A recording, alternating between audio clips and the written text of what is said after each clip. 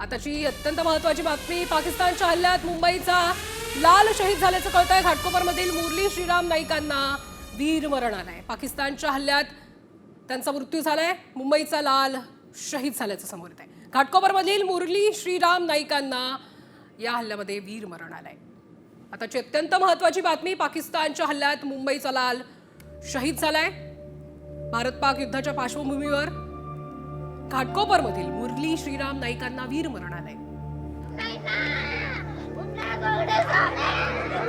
अत्यंत हृदय हेलावून टाकणारी ही घटना। इथे आपण बघतोय भारत-पाक युद्धाच्या पार्श्वभूमीवर आपलं भारतीय लष्कर तैनात आहे। पाकिस्तानच्या प्रत्येक हल्ल्याला सडेतोड उत्तर देत आहे। मात्र आता पाकिस्तानच्या या हल्ल्यात मुंबईचा घाटकोपरमधील मुरली श्रीराम नाईकांना वीरमरण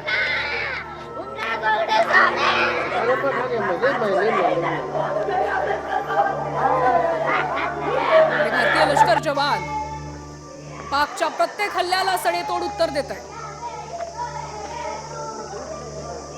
मात्र या सगळ्या युद्धामध्ये आता घाटकोपरमधील मुरली श्रीराम नाईक जे आहेत त्यांना वीरमरण।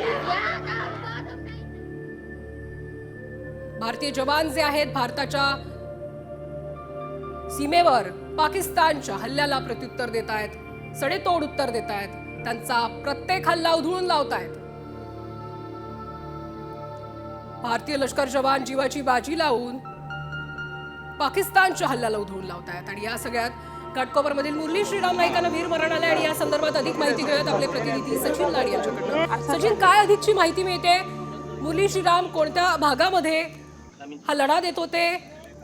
कोणता हल्ला झाला होता? काय होतं नेमकं वातावरण तिथलं? काय झालेलं आहे? काय अधिकची माहिती? आपण बघतोय की सध्या सीमेवरती पाकिस्तानकडून भ्याड हल्ले सुरू आहेत आणि त्याच तशाच एका हल्ल्यामध्ये मुंबईचे जवान असलेले मुरली नाईक त्यांना वीरगती प्राप्त झालेली आहे। आणि त्याचं पहाटेच्या सुमारास हे वृत्त ते राहत असलेल्या कामराज नगरमध्ये पसरलं आणि संपूर्ण परिसरात शोककळा पसरली। मुरली नाईक हे मूळचे तर मुंबईचे होते, मात्र अलीकडेच त्यांचे जे कुटुंबीय आहेत ते सध्या जत्रेनिमित्त त्यांच्या मूळ गावी म्हणजे आंध्र प्रदेशला गेलेले आहेत आणि तिथेच त्यांना हे वृत्त समजलेले आहे। मुरली नाईक हे अवघे 25 वर्षांचे होते आणि पाकिस्तानच्या भ्याड हल्ल्यामध्ये त्यांना वीरगती प्राप्त झाल्याची आपल्याला माहिती आहे। तुम्ही दिलेल्या या सविस्तर माहितीसाठी तर आपण बघतोय घाटकोपरमधील मुरली श्रीराम नाईकांना वीरमरण आलंय।